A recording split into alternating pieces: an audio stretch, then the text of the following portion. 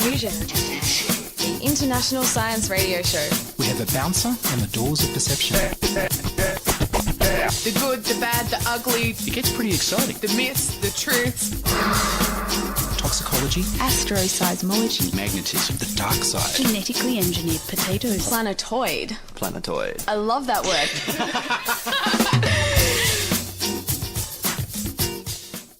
Hello and welcome to Diffusion. Sit back and relax while we plant the seeds of weird and wonderful science directly into your imagination. I'm Ian Woolf. On this episode, we return to the weird physics of space drives and anti-gravity. You'll hear Professor Geraint Lewis from 2015 speaking about the Alcubierre warp drive, anti-gravity, and the EM drive. And Dr Tim Baynes from 2003 with the strange story of the vanishing anti-gravity scientists. But first up, here's news of the American Navy's patent for a high-frequency gravitational wave generator.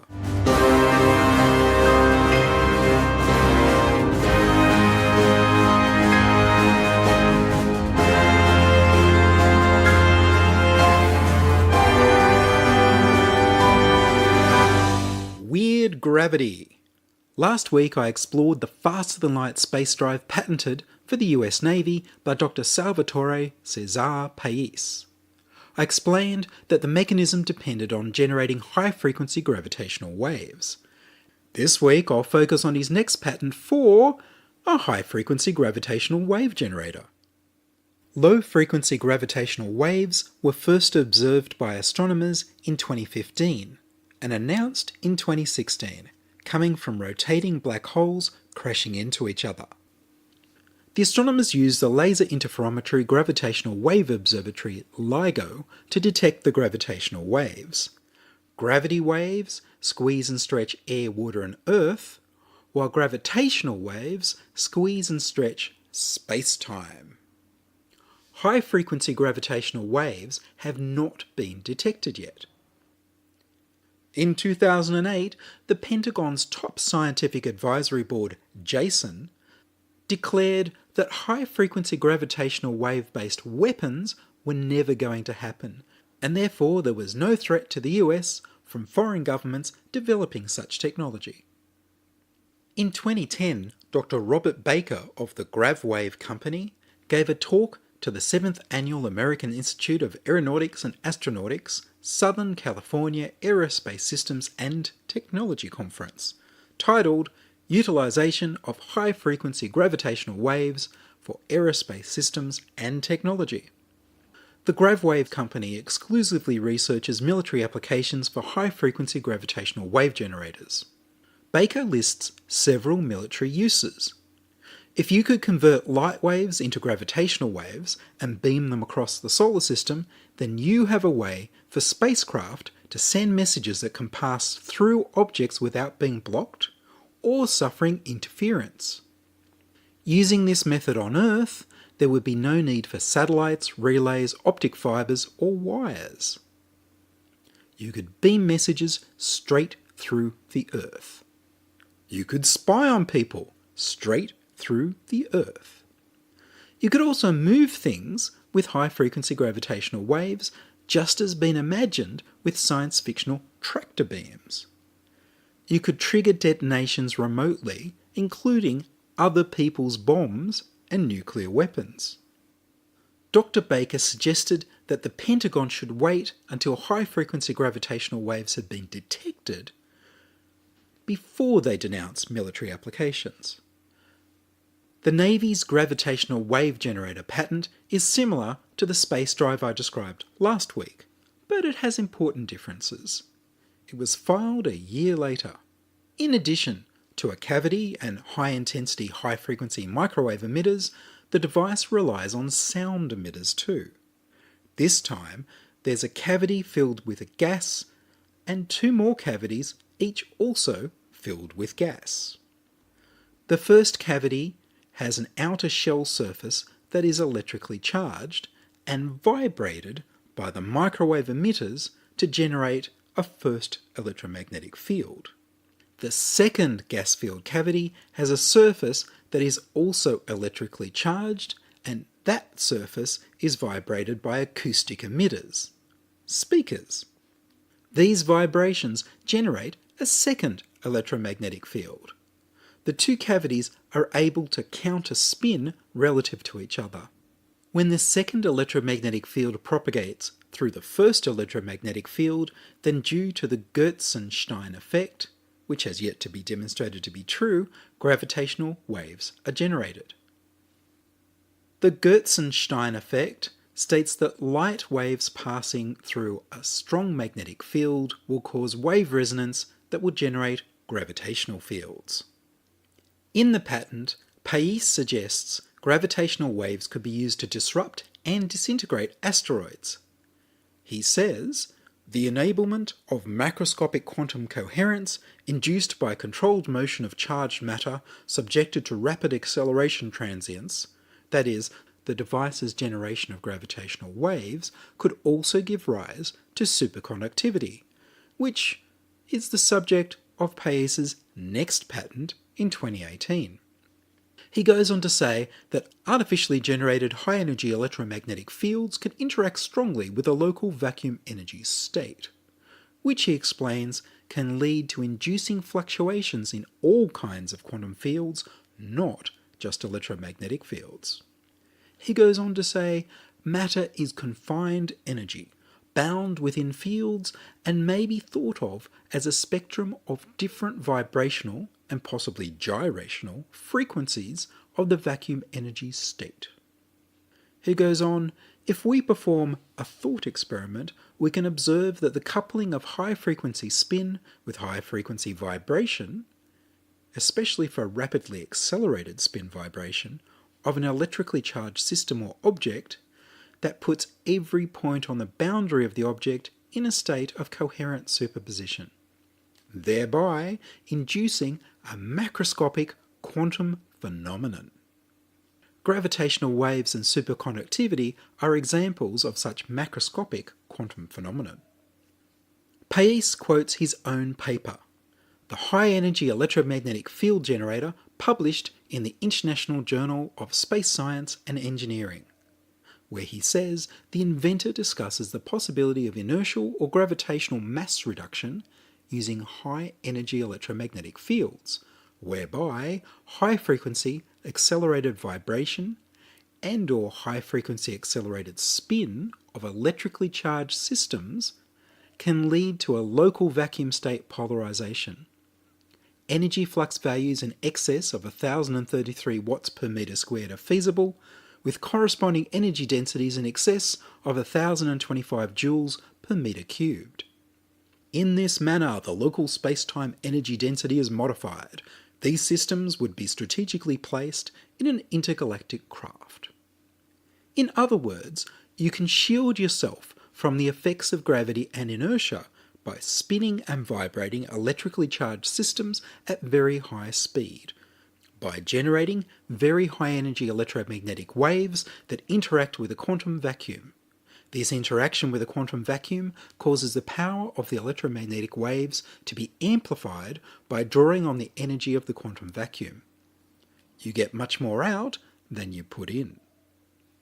The patent claims the device can be used for spacecraft propulsion, asteroid deflection and disruption, communication through solid objects, and room temperature superconductivity using special wiring, which he goes into in much detail. Oh, and he also writes that it could be used to build a planet destroyer. This is not a Death Star that fires a beam, but if you put 4 high-frequency gravitational wave generators at equal distance around the world, he explains that you could generate enough power through their interaction that they would distort space-time enough to cause a singularity that would eat the world. On a more cheerful note, he claims that you can also use high-frequency gravitational waves to make nuclear fusion energy generators. He goes on to talk about gravitational wave imaging technologies that could perform geological surveying deep underground. So it's using vibrating charged cavities to generate gravitational waves to be used for many exciting things. Surely, shielding the effects of gravity and inertia by temporarily reducing the effects of mass would also be incredibly useful on Earth, for moving things around with an anti-gravity-like effect. The first practical step would surely be to build the reverse version of this device, in order to detect high-frequency gravitational waves. Curiously, detection was not one of the applications listed in the patent.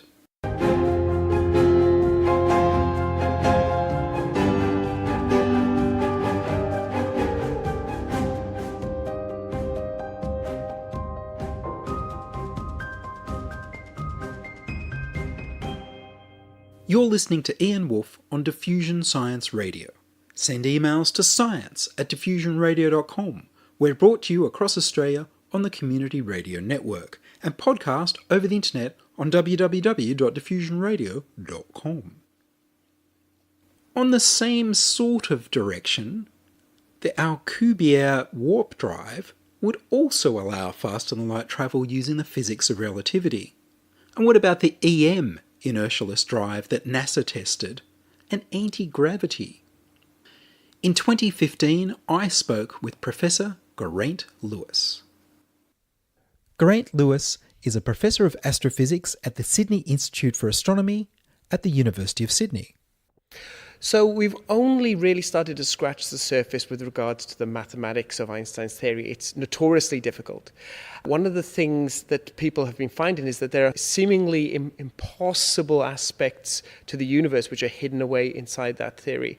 One of them is something known as the Alcubierre warp drive, and this is a way of bending space and time to allow us to travel through the universe at any speed we want to.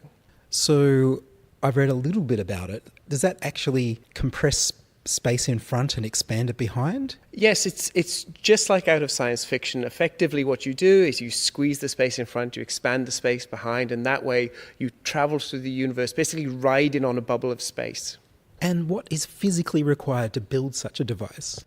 That's the tricky part. While we can understand the equations of relativity in terms of space and time, it does tell us that we need materials that have what's known as negative energy to essentially allow us to build such a propulsion unit.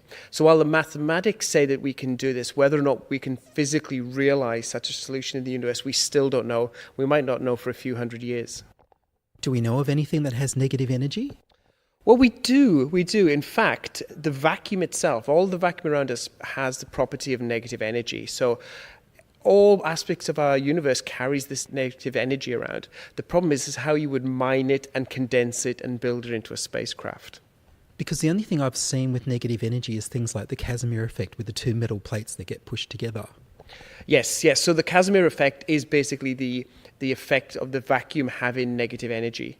We also know that the universe has this cosmological constant term, which is also a negative energy density. We really don't understand the properties of that. Now, it could be that these things exist and it is physically impossible for us to ever mine them. But if we could get that negative energy material into an object, it would be a very different world we would see. Is anybody working on negative energy? There are lots of people trying to work on the theoretical aspects of negative energy, and there are a few people who claim to be building space drives based on negative energy.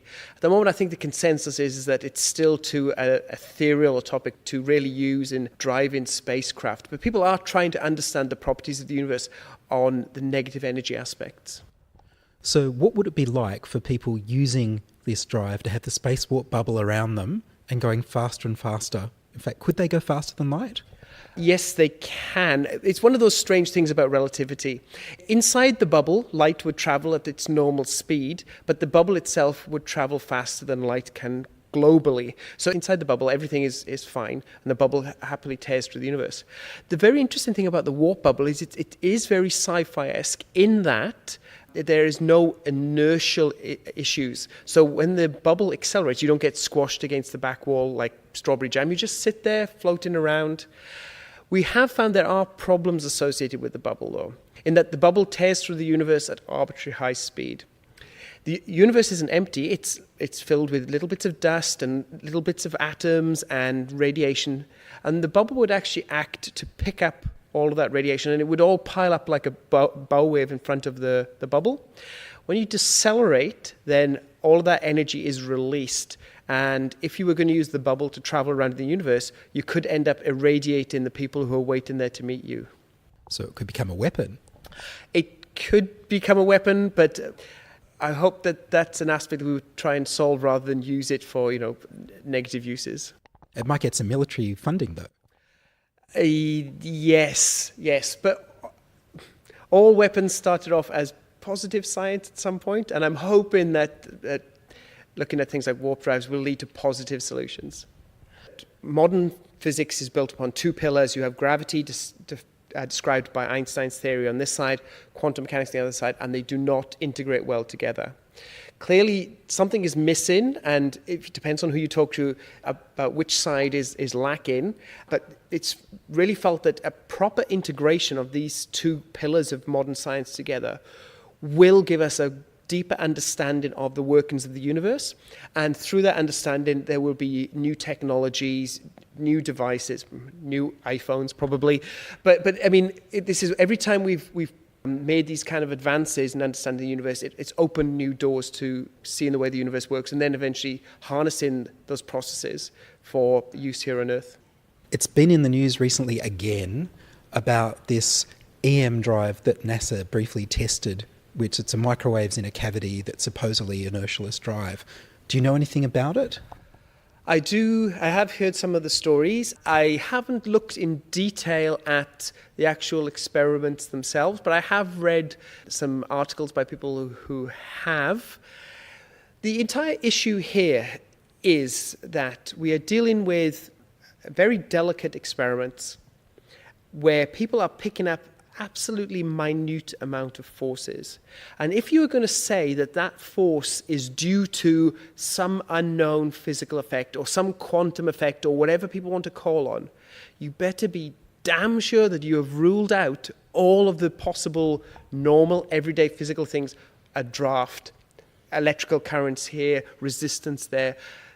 There was the experiment a few years ago where people thought they had seen neutrinos traveling faster than the speed of light. Loose cable at the end of the day, okay? You'd need to make sure you've ruled out all of those before you can go public and say that we have found something that really is potentially earth-shattering. At the moment, these experiments haven't reached that bar yet. If the experiments start appearing in the literature and people can replicate them, then we know that they're onto something. But often what happens is experiments appear in the literature and people can't replicate them, and I'm old enough to remember the entire cold fusion issue of a great hoo-ha in the news that disappears when everyone else tries to redo the experiments.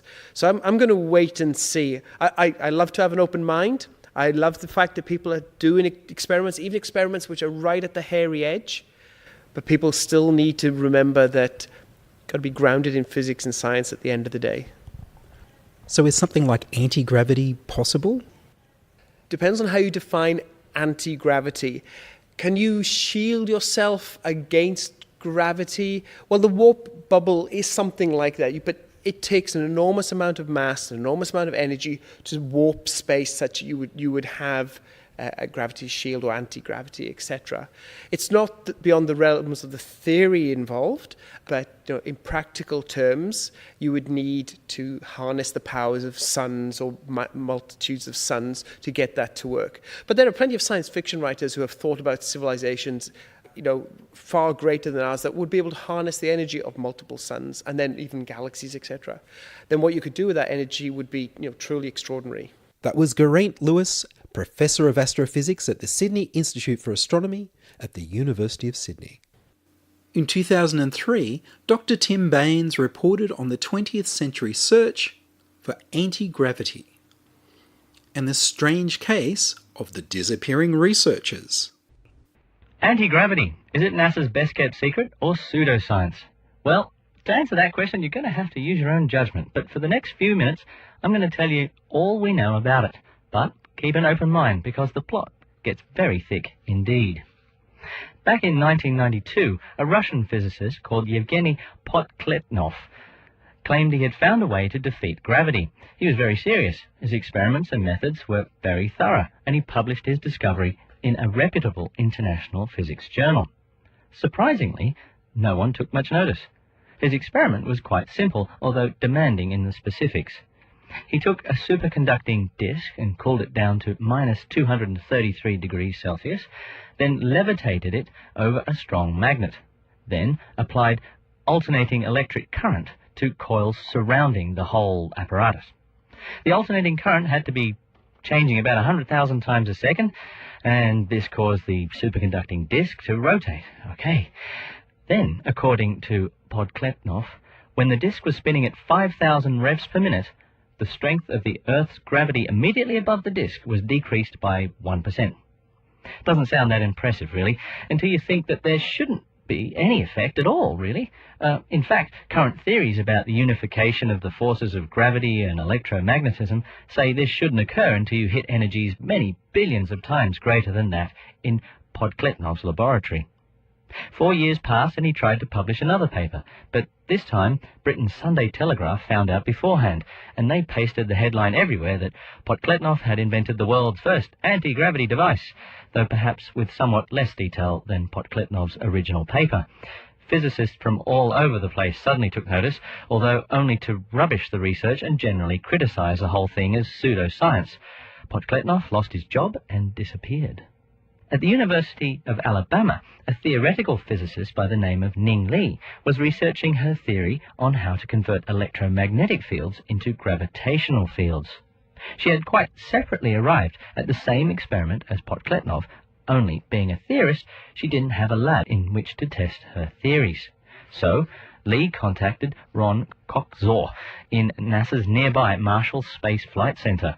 For the next 2 years, they tried to replicate the gravity generator, but eventually they had to give up and say there was no effect they could measure. However, Coxor admitted that they hadn't truly replicated Podkletnov's experiment. Among other discrepancies, the composition of NASA's superconducting ring was subtly different to the one the Russian used. It was about this time, 1997, that Podkletnov reappeared in his own lab at Moscow State University and offered the special superconductor recipe to the American researchers. Meanwhile, across the Atlantic, another physicist at the University of Sheffield, England, is also trying to make a gravity generator. Clive Woods believes there may be an effect to be observed, but is trying to replicate Podkletnov's exact conditions as much as possible. But he isn't doing this alone. He has attracted the support of Britain's military and aerospace company, BAE, who reckon it's worth a gamble. Podkletnov is not supported by major aerospace organizations, but he is still working away in Moscow and claims he has an improved design and is trying to patent his ideas. However, after his dismissal, he has remained cautious and evasive, refusing access to anyone who wants to see his gravity generator, perhaps with good reason. He says the last time he allowed Japanese visitors inside, they tried to bribe technicians into giving away detailed plans. Stranger still, Podkletnov was interviewed by New Scientist in 2002, and when the journalist asked for outside references, the journalist was given an untraceable email address to a Professor Takashi Nakamura at the Toshiba company in Japan. When Professor Nakamura was pushed for real documents, he disappeared into the Ethernet. And the missing persons list doesn't end there. After leaving NASA and establishing her own lab, Ning Li has been off the radar for a few years. Discovery has found out that she's now associated with a Canadian consulting company in Toronto and is apparently still doing work in the area, having published a paper recently on gravity generation in April 2003. Alas, the subject of that paper was to report, yet again, no measurable gravity-changing effect. Back at NASA, Ron Coxor has finally bit the bullet and forked out US $600,000 to once and for all completely reproduce the experiment first done by Podkletnov in 1992. So far, nothing, but discovery awaits. And even if NASA comes up with nothing again, there's still a queue of physicists in France, Canada, and working for Boeing that want to have a crack. That was Dr. Tim Baynes speaking to us from 2003 on the search for practical anti-gravity. And that's all from us this week on Diffusion. Would you like to hear your voice on radio? Record a voice memo on your phone or use the voicemail tab on the website. Send your contributions, opinions, helpful suggestions and donations to science@diffusionradio.com. That's science@diffusionradio.com. please do send me an email and let me know what you think. Please like the Diffusion Science Radio page on Facebook and rate the show on iTunes. Tell your friends. Follow me on Twitter @Ian Woolf. The news music was Rhinos theme by Kevin MacLeod of Incompetech.com. I produce Diffusion, which is broadcast around Australia to 28 stations on the Community Radio Network, including 2 RBM in the Blue Mountains of New South Wales, 8 CCC in Alice Springs and Tennant Creek, 2 MVR in Nambucca Valley, 3 MBR in the Mallee Border districts of Victoria and South Australia, City Park Radio 7 LTN in Launceston, Tasmania, 2 XXFM in Canberra, and my local station 2RDJ in Burwood, New South Wales. Diffusion is syndicated globally on the National Science Foundation's Science 360 internet radio station and also on astronomy.fm. Subscribe to the podcast on the Diffusion website, www.diffusionradio.com, that's www.diffusionradio.com, and check the website for links, photos and videos about this week's show. If you enjoyed the show, you can explore more than 950 previous episodes archived on diffusionradio.com, where the shows are labelled by keywords so you can focus in on the stories you want to hear. Join my patrons at patreon.com/diffusionradio. Make a donation through paypal.me/Ian Woolf. Subscribe to the Diffusion YouTube channel at youtube.com/c/diffusionradio. I'm Ian Woolf. Join us inside your audio device of choice for more science wondering next week on Diffusion Science Radio. Science is fun. It helps you to learn, to know, and to appreciate. When you study science, you may go on field trips. You discover the marvelous interrelationships between all living things. You learn to read the history of the Earth as it is written in rocks and fossils. You find out what makes things tick, everything from a molecule to a living organism. In the study of science is found the most useful and satisfying knowledge of man. Knowledge of his physical world, its past, its present, and its future. And in your moments of relaxation, now and in the years to come, you will find the study of science leading you into fascinating pursuits: photography, collecting. Why study science? Study science because you will find in the study of science a richer, more rewarding life.